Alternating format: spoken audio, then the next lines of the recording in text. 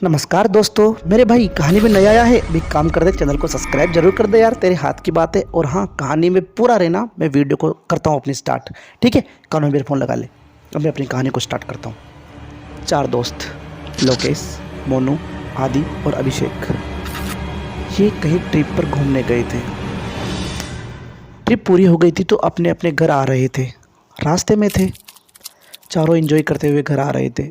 तभी आदि बोलता है, जल्दी से घर पहुंचूं यार, मेरे को बहुत काम है और अब मेरे को इस रास्ते से थकान हो गई है, मैं गाड़ी में बैठा बैठा थक चुका हूँ। तभी मोनू बोलता है, अरे चिंता मत कर, आने वाला है घर, आराम से चिलो कर बैठ। तभी अभिषेक बोलता है, कुछ खाने का पड़ा है क्या यार इसके अंदर।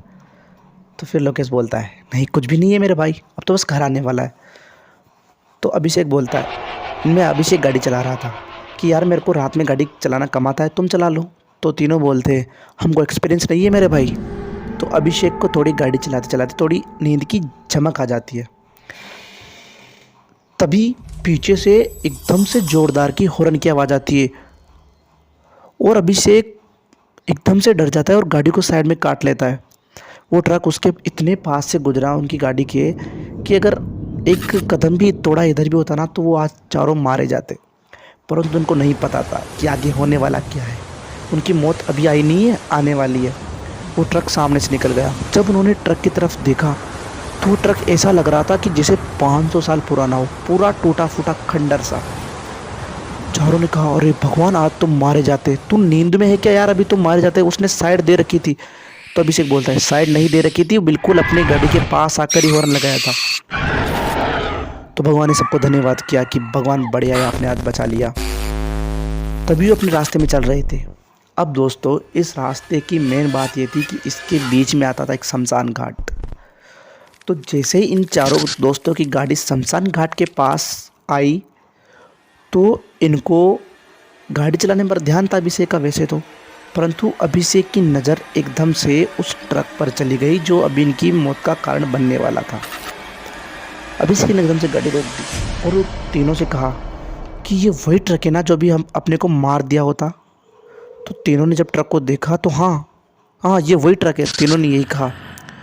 तो अभिषेक बोलता है, हमको देखना पड़ेगा कि ये इतनी रात को यहाँ पर करने क्या आया है, कुछ ना कुछ गड़बड़ तो है। लोकेश और मोनू भी बोल देते हैं कि हाँ चल कर देखते। परंतु आदि बोलता है, नहीं भाई, रात के 12:30 बज रहे और शमशान घाट में जाना यानी कि अपनी मौत को दाव देना है, तुम पागलों के वहाँ क्यों जा रहे हो, ऐसा बोलता है। तो फिर वो अभिषेक बोलता है, कुछ भी नहीं होगा, तू मेरे साथ चल, डर मत, या तू यहाँ पर रहेगा या हमारे साथ चल। अब बेचारा आदि करता भी क्या, उसको यहाँ पर भी रहना नहीं था, उनके साथ चलना पड़ा।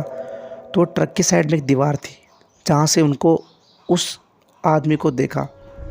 जो आदमी उस ट्रक के अंदर से उतरा था, वो आदमी दरअसल जब उसने देखा, मतलब अभिषेक चारों ने देखा उसको, तो उनकी आंखें फटी की फटी रह गई और वो डर के मारे कांपने लगे। उन्होंने देखा कि वो जो आदमी था वो कब्र के अंदर से एक लाश को निकाल रहा था और उसके अंगों को खा रहा था। इतनी बेरहमी से उन अंगों को खा रहा था तोड़ तोड़ कर। ये देखकर उन चारों ने यही कहा कि ये शैतान कौन है, हे भगवान, ये कैसा शैतान है, इस आदमी को क्यों खा रहा है। जब उनको उसको सही से देखा उस शैतान को, तो 7 फुट का था और उसकी लंबी लंबी दाढ़ी दाढ़ी मतलब, और उसके सर पर लाल कपड़ा बंधा हुआ था। उसके नाखून बड़े बड़े, इतना खतरनाक लग रहा था कि किसकी भी जान ले ले डर से ही। तो वो तीनों भागने लगे। आदि के पैर वहीं पर ही जम गए, ना तो आदि को भागना आया ना रुकना आया। वो शैतान को लगा कि कोई उसको छुप के देख रहा है। उसने पीछे मुड़कर देखा तो उन तीनों को देख लिया भागते हुए। तो सबसे पहले वो आदि के पास गया, जो आदि उसको वहीं देखकर जम गया था। डर के मारे आदि की ना तो पैर हिले ना कुछ भी हिला। वो वहाँ पर ही खड़ा रहकर एकदम से घबरा गया। वो शैतान उसके पास गया,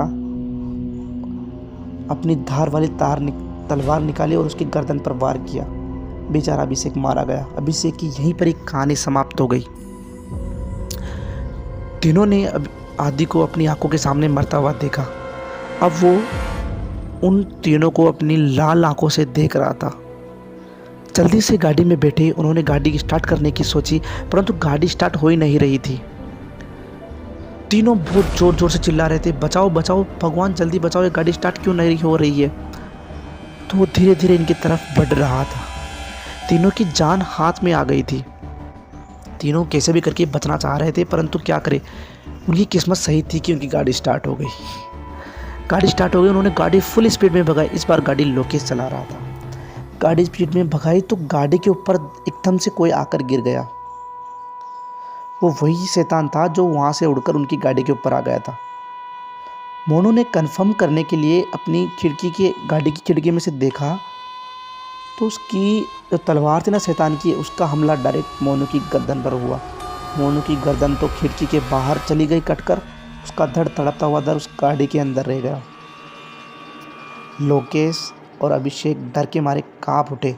उन्होंने अपनी जान बचाने के लिए दोनों चलती गाड़ी में से कूद गए। वो एक घास के मैदान में कूदे थे जिससे उनको चोट कम लगी। दोनों अपनी सांसें रोककर एकदम से चुपचाप डर के मारे चुपचाप बैठे रहे।